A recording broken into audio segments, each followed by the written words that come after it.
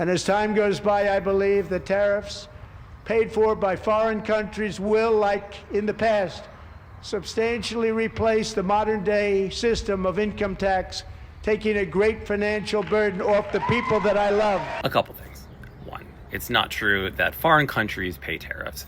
We pay tariffs, American businesses pay tariffs, and then they pass the cost onto us, the consumers, in the form of higher prices. That's number one. Number two, there was a time, about 130 years ago, when the United States did not have income tax and collected most of its revenue in the form of tariffs. It was called the Gilded Age, and it's one of the periods of the worst income inequality in the United States. Tariffs shift the tax burden away from the rich and onto the poor, because everybody pays the same price for a good or service, regardless of how much money they have, so the tariff baked into that price is a larger burden for poor people than rich people. And when the United States did establish income tax in 1913, we established marginal tax, which means the more money you make, the higher share of your income you pay in taxes. That was intended to shift the tax burden away from poor people and more toward rich people. So what the president is saying is he wants to go back to a time when tariffs were the main revenue source and not income tax. And that would shift the tax burden away from the people he loves the most.